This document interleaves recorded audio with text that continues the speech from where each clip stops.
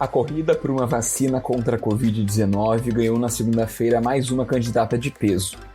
A Moderna, cuja pesquisa é apoiada pelo governo dos Estados Unidos, anunciou que começou o estudo em estágio avançado para avaliar seu produto. Essa é a terceira e última etapa de testes, com cerca de 30 mil voluntários adultos que não tiveram a doença respiratória causada pelo coronavírus SARS-CoV-2. Em todo o mundo, 5 candidatas estão na fase 3 de estudos, de acordo com a Organização Mundial de Saúde, a OMS. É somente depois desta prova e um número maior de participantes que uma vacina pode ou não ser licenciada e liberada para comercialização. No Direto ao Ponto desta terça-feira, dia 28 de julho, vamos falar sobre o desenvolvimento de vacinas contra a Covid-19 e também sobre as polêmicas envolvendo a questão. Entre elas estão a compra bilionária de lotes pelos Estados Unidos e as críticas da União Europeia a um possível tabelamento de valores pela Aliança Global por Vacinas e Imunização, a chamada Gavi. Eu sou Eric Halpe. E eu sou Brenda Fernandes. Bem-vindos!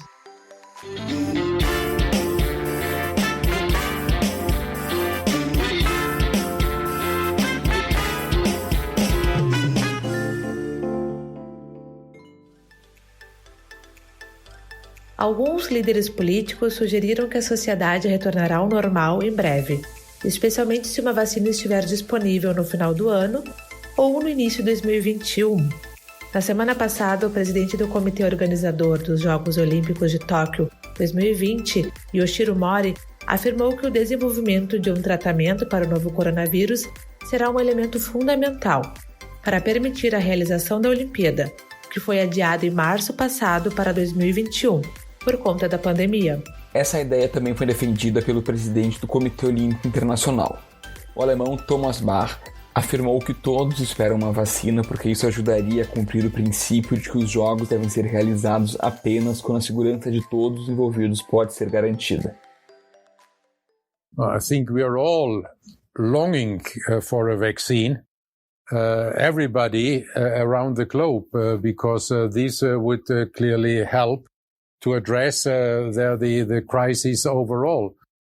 And we remain committed to this one overarching principle we have established already before the postponement. And this means to organize Olympic Games only by safeguarding the safety and the health of all people involved in the Olympic Games. Atualmente, mais de 100 vacinas contra a Covid-19 estão em estudos e 24 delas já são testadas em seres humanos. Apenas 5 estão na fase final dos testes clínicos, momento em que o maior número de pessoas são testadas e o momento final, antes que essa vacina chegue à população. 3 delas vêm da China. São produzidas pela Sinovac, pelo Instituto Biológico de Wuhan e pelo Instituto Biológico de Pequim. A 4ª delas é produzida pela Universidade de Oxford, no Reino Unido, em parceria com o laboratório AstraZeneca. O teste da Moderna, o mais recente a ser anunciado e batizado de COV, é o primeiro a ser implementado sob uma operação montada pelo governo norte-americano, que visa acelerar o desenvolvimento, a fabricação e a distribuição de tratamentos e vacinas contra a Covid-19.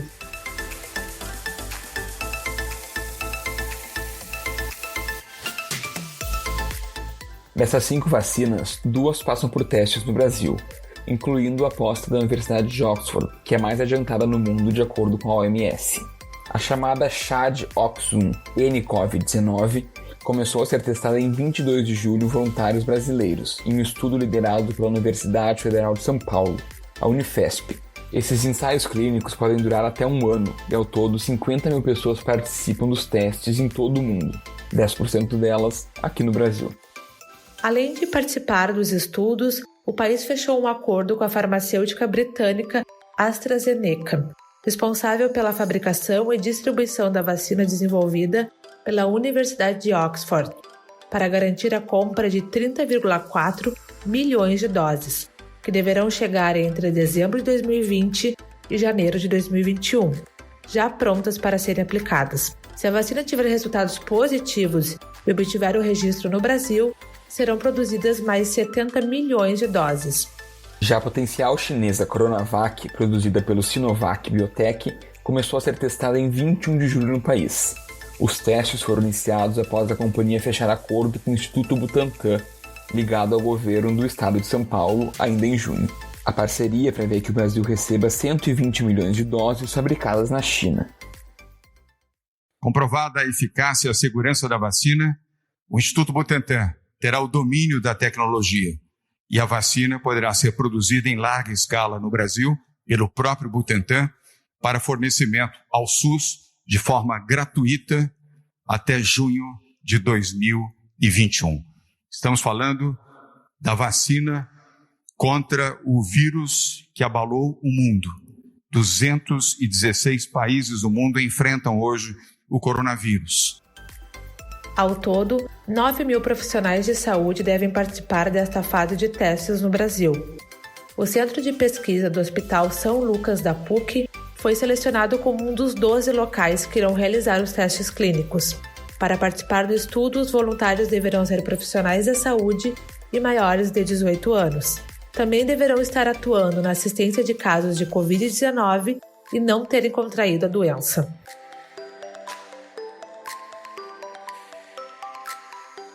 Em meio a esse cenário, no qual a classe científica trabalha incessantemente, não faltam polêmicas. Na semana passada, a notícia de que os Estados Unidos já teriam reservado toda a produção do imunizante do laboratório Pfizer, em parceria com a BioNTech, soou como uma bomba. O governo norte-americano desembolsou 1,95 bilhão de dólares para comprar 100 milhões de doses do produto. O acordo ainda prevê a entrega de até cerca de 500 milhões de doses ao longo do próximo ano. Em comunicado, a Pfizer afirmou que a capacidade do laboratório é de pelo menos o dobro em relação ao lote que será destinado aos Estados Unidos. Além disso, a empresa estima ter uma produção de 1,3 bilhão de doses entre 2020 e 2021.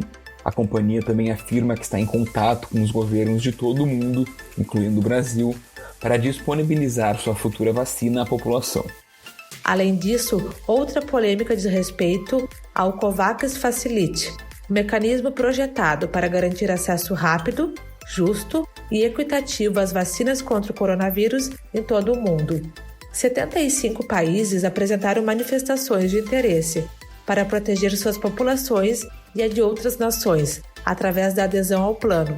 Ele é uma colaboração global co-liderada pela Aliança Global por Vacinas e Imunização, pela Coalização de Inovações em Preparação para Epidemias e pela OMS.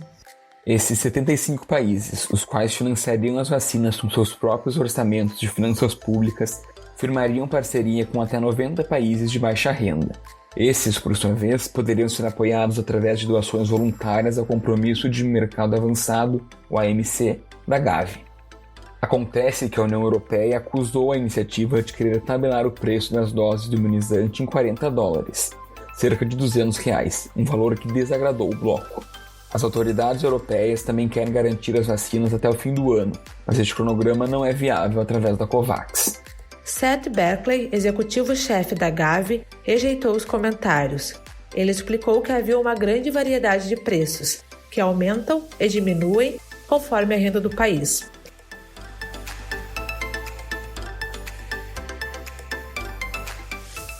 Para conversar sobre esse assunto, o Direto ao Ponto recebe Melanie Fontes Dutra, idealizadora e coordenadora da Rede Análise Covid-19 e mestre e doutora em Neurociências pela Universidade Federal do Rio Grande do Sul. Melanie, bem-vinda. Muito obrigada pela oportunidade e pelo espaço, Eric. Melanie, atualmente nós temos 5 vacinas em testes na fase 3 no mundo. Quais são as principais diferenças e peculiaridades de cada uma delas?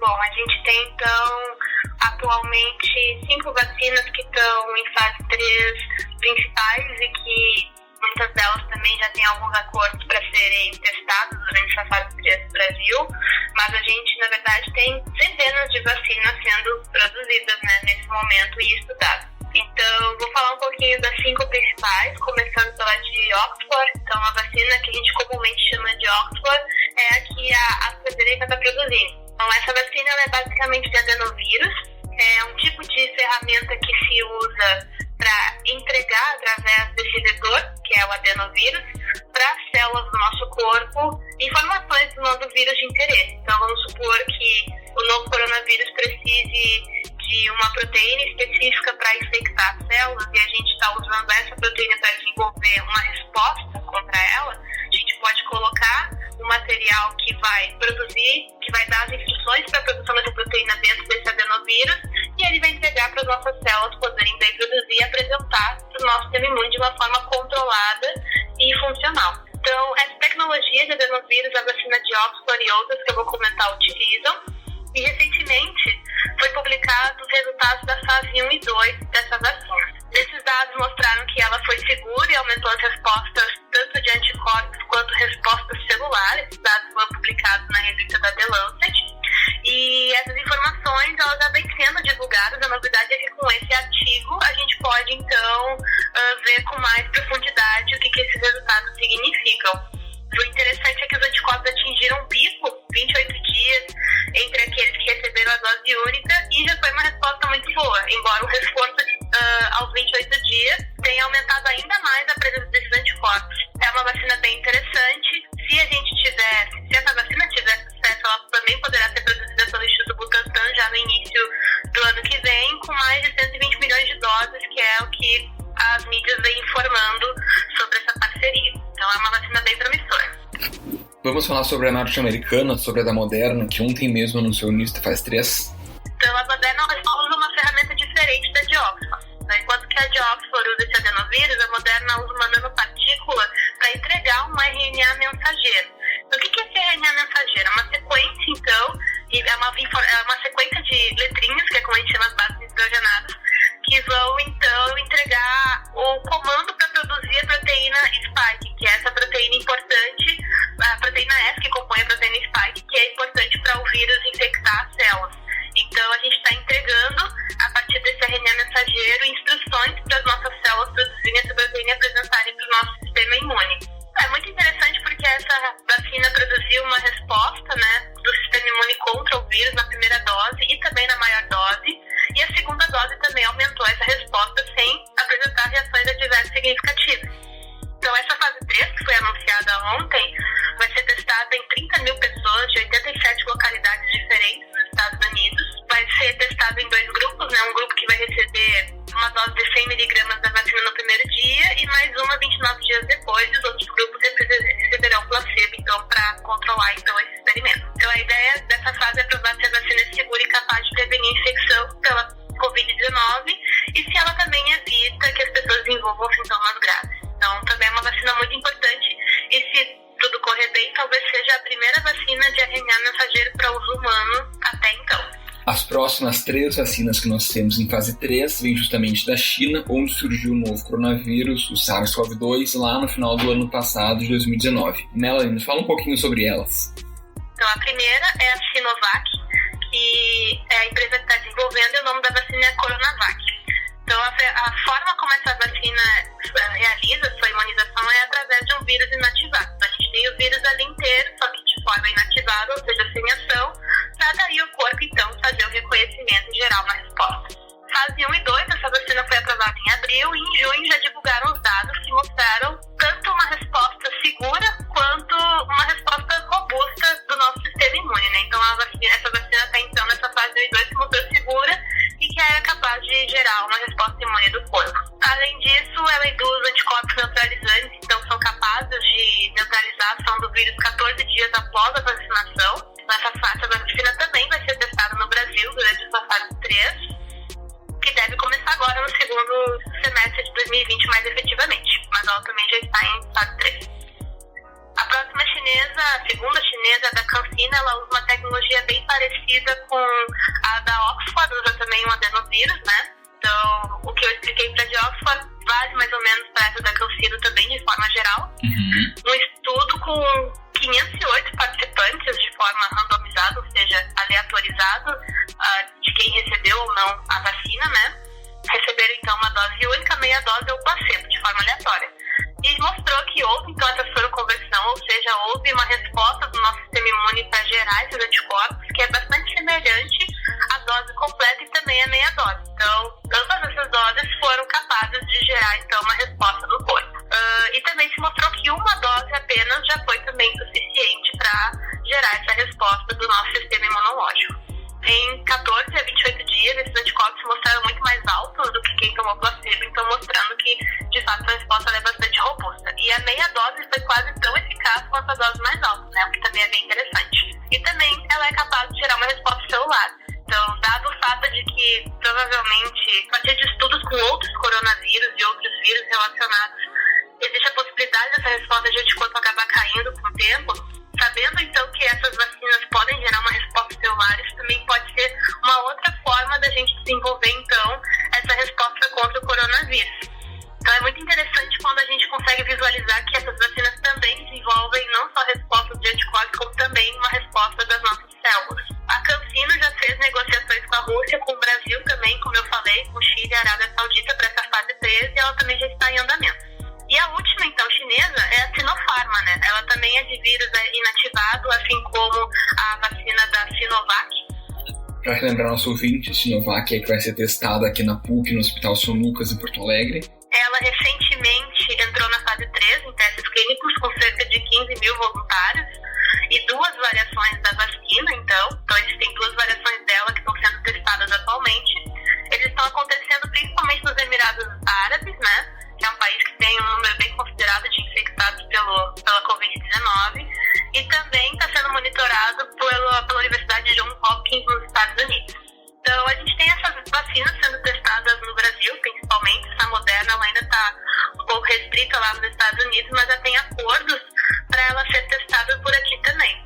E recentemente o estado do Paraná fechou acordo para testar a vacina da Rússia. O que a gente sabe sobre essa vacina em específico? Apesar deles dizerem que em agosto ela vai ser, já poderia estar disponível para fabricação, a gente não tem nenhum dado científico publicado sobre ela, então era um grande mistério, e a gente, então, sem esses dados, não consegue bater o martelo sobre o que essa vacina de fato está gerando em termos de imunização, né? Claro. Baseado, então, naquilo que a gente tem, que são esses artigos bem robustos, publicados e avaliados pela comunidade científica, a gente tem um cenário bem interessante de vacinas podendo sair ainda esse ano, mas com questão de logística e distribuição, não tem como a gente pensar para uma campanha de vacinação além do ano que vem, né? Melanie, como você avalia o papel do Brasil nessa questão de produção de vacinas contra a Covid-19?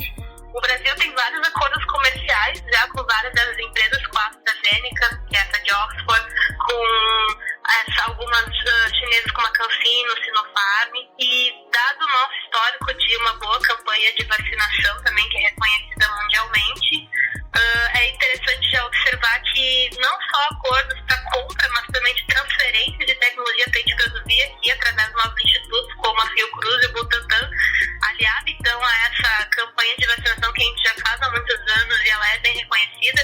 Eu imagino que no momento então que essas vacinas forem aprovadas e começarem essa produção, dependendo se for alguma que a gente já tenha esses acordos e esses acordos passam a valer de fato, acredito que a gente consiga então ter uma boa produção e também recebimento da compra aqui no país.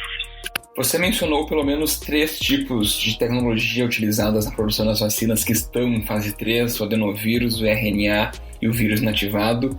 Sobre as peculiaridades desses formatos na fase 3, a gente pode esperar que uma ou outra tenha um resultado mais rápido por conta da tecnologia utilizada? Muitas delas geram uma resposta robusta de anticorpo, mas o que a gente observa a partir desses estudos é que nenhum foi longo o suficiente para ver se de fato essa titulação cai a níveis muito baixos. O que alguns estudos mostram é que após, por exemplo, 40, 50 dias, esses títulos começam a cair. O que a gente não sabe é se todas elas geram também resposta celular. A maioria dessas que eu comentei gera. Então, ainda que essa resposta de anticorpos caia, a gente pode contar, então, com essa resposta celular. Mas, como eu comentei, tudo está acontecendo meio que em tempo real, né? A gente está acompanhando esse andamento que é bastante acelerado para o padrão que a gente está acostumado a ver em relação de produção de vacinas.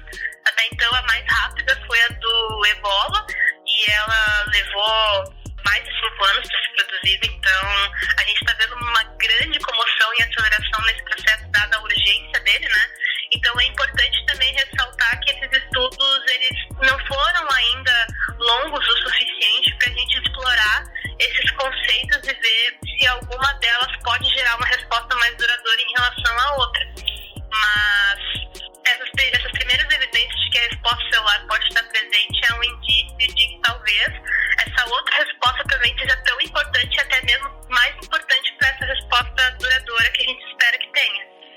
E Melanie, muitos atores do sistema internacional estão depositando suas esperanças em uma vacina contra a Covid-19. Eu pergunto, apenas uma vacina será suficiente para parar a pandemia e permitir que a vida retorne ao normal, ou pelo menos tenha traços da normalidade?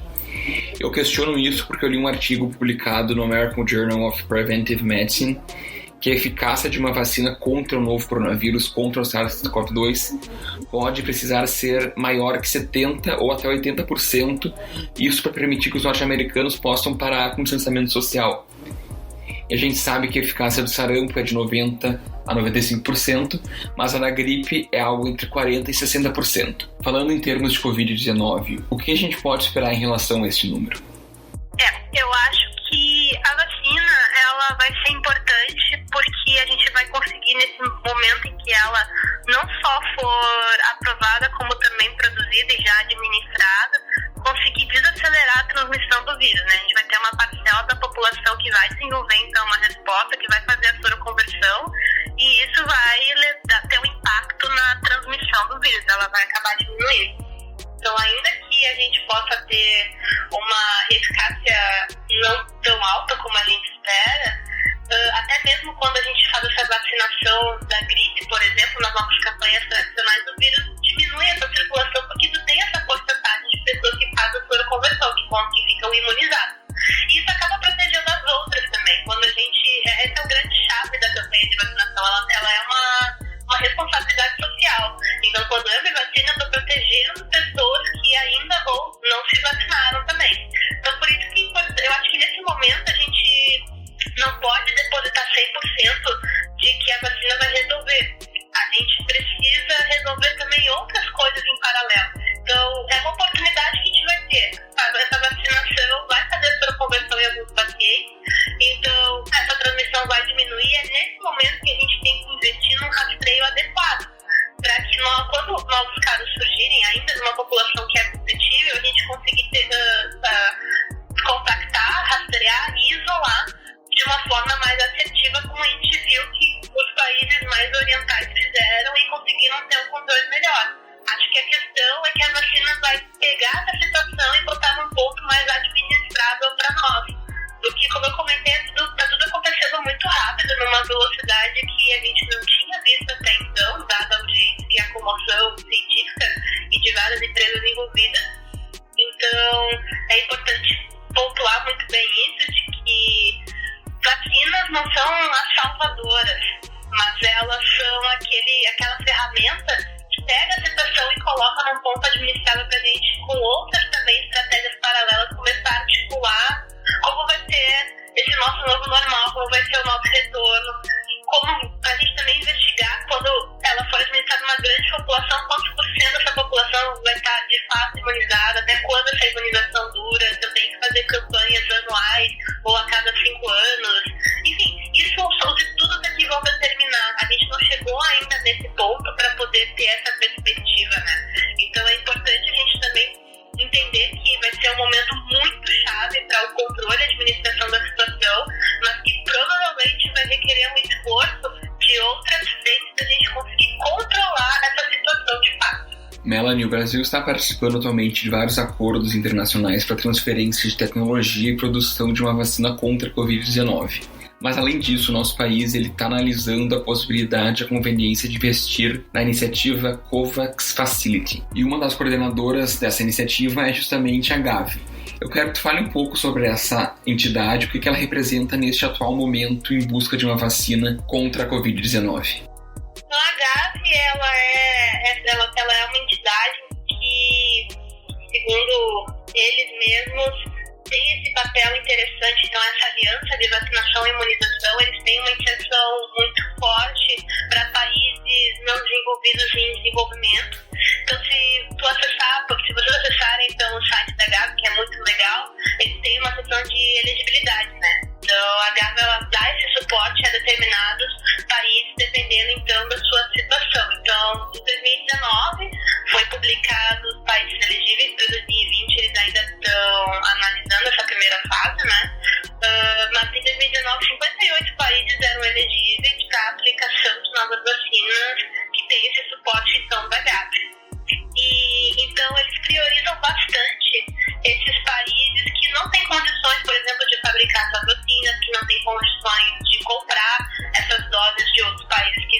fabricando. Então, no escopo central, assim, a nível de Brasil, a gente entraria, porque o país ele é classificado como de média baixa renda da população como um todo.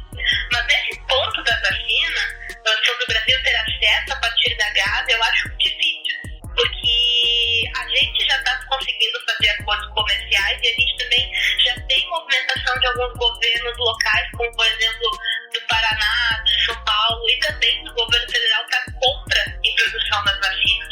Então, eu acredito que o fato do Brasil também não estar nessa lista de elegibilidade pela Gavi é em função de que a gente já está se mobilizando para fazer esses acordos, tanto de produção quanto de transferência, que é muito importante para a gente, tanto de compra, e daí transferência para fazer a produção.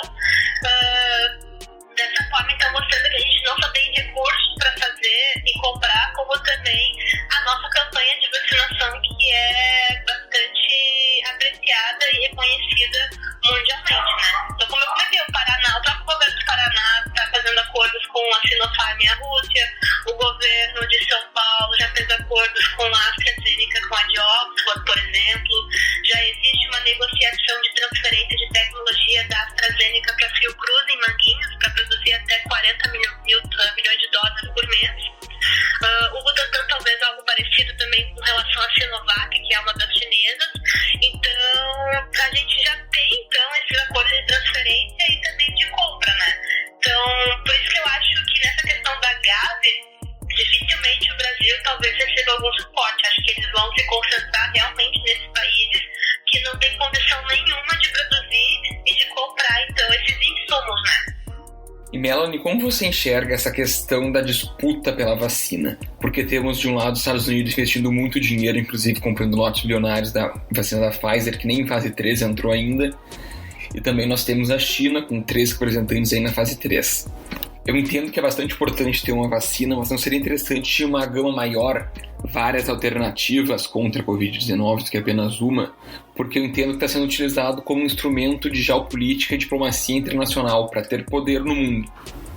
Claro, concordo também. Acho que ter um leque de vacinas é uma possibilidade bem interessante. Acho que é um cenário bem otimista, né? A gente imaginar que mais de uma também vai ser aprovada, vai chegar no nível de produção. E acho que isso é uma coisa que até tanto o nosso governo quanto os governos dos estados estão vislumbrando de fazer essas negociações com mais de uma empresa que está nesse ponto, também mostrando que a fase 3 está em andamento e elas são promissoras. Então, acho que realmente é uma questão bem importante, assim, a nível tanto do Brasil quanto de outros países, mas acho que tem que ter certa cautela também. É importante ver como é que esses estudos estão andando para a gente acabar também não investindo de antemão, né, na compra de doses de algo que ainda não vai estar 100% seguro ou 100% registrado. Por exemplo, essa negociação com a Rússia eu achava muito precoce, por exemplo, sem um artigo da gente ver de fato como é que é essa resposta, já pensar em alguma negociação é um tanto precoce, né? Mas, por exemplo, com essas da AstraZeneca, até da Pfizer, que publicou os artigos da fase 1 e 2 dela, tu já vê no artigo que ela é super promissora, que ela não só desencadeia uma resposta de anticorpo, como também desencadeia uma resposta celular. E no artigo eles deixam muito claro como é que essa resposta celular é um dos estudos mais bonitos que eu li sobre vacinas até então. Eu gosto muito dessa vacina da Pfizer particularmente. Então, acho que também tem que ter essa cautela na hora de a gente também firmar os nossos acordos, né? Para a gente finalizar, quais são os riscos de algum problema nesse processo de fase 3 e quanto tempo isso atrasaria a implementação da vacina? Tudo depende. Então, nessa fase 3, a população que é estudada ela é muito ampliada, né? A gente vai colocar não só outros viés, como pessoas que têm alguma comorbidade ou algum tipo de outra questão que traga consigo para a gente também investigar como é essa imunização frente a esses outros contextos, né? Tudo de forma controlada e seguindo, né, o método científico como deve ser. Mas também vai ser interessante porque esses estudos de fase 1 e 2, se for observar, eles pegam uma população com uma faixa etária também específica, né? Por exemplo, se eu não me engano, da Pfizer, a média, então, de idades era em torno de 40 e poucos anos. Então, eles pegaram uma população de 20 anos quase, e uma população população um pouco menos de 60. Então, o que a gente percebe é que nessas fases iniciais a gente não inclui uma população mais idosa, por exemplo, que é uma população de risco muito importante para a Covid. Então, esses estudos de fase 3 vão incluir essa população com essas idades mais avançadas também. E é muito importante a gente ver o impacto da vacina nessa população. Então, acho que algum risco assim, que poderia ter, daqui a pouco a gente vê que a vacina não imuniza uma população mais idosa, por exemplo, ou tem alguma certa dificuldade, ou outros efeitos adversos podem aparecer quando a gente pega uma população mais diversificada. Então, tudo isso é o objetivo da fase 3, é verificar como a vacina vai se comportar frente a uma população mais diversificada, tanto a nível do que as próprias pessoas trazem consigo de comorbidades ou outras questões, quanto a nível de diferença de idades também, para a gente já também poder avaliar isso. Então, essa fase ela é muito determinante. Em geral, são fases que acabam desbancando algumas vacinas, né? Se a gente for observar no contexto geral de estudo de vacina, mas ela é a mais importante, talvez, porque ela é o passinho que vai faltar para nos permitir poder produzir e aplicar numa população tendo segurança de que ela não gera efeitos adversos significativos e que ela gera também uma resposta robusta e que ela é de fato segura para um número grande de pessoas de diferentes idades, diferentes questões que trazem consigo.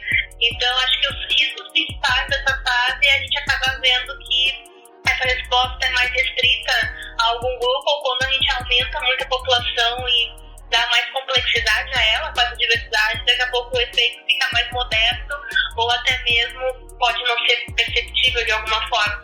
Então, é um ponto que eu não gostaria que as pessoas, por exemplo, ouvissem e se desanimassem. Então na fase 3 vai dar tudo errado. Não é isso.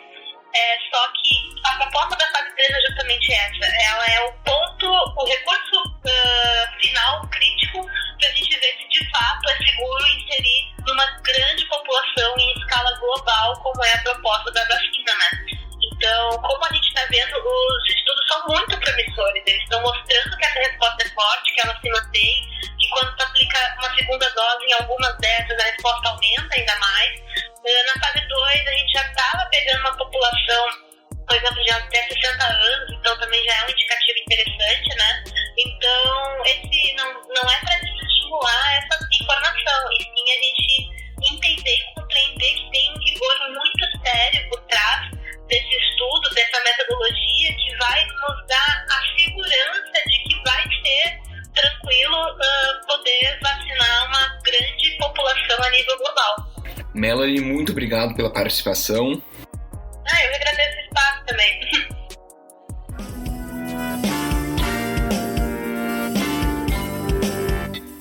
O Direto ao Ponto fica por aqui. Eu sou Eric Halpe. E eu sou Brenda Fernandes. A edição é de Alif Alencar. Até amanhã.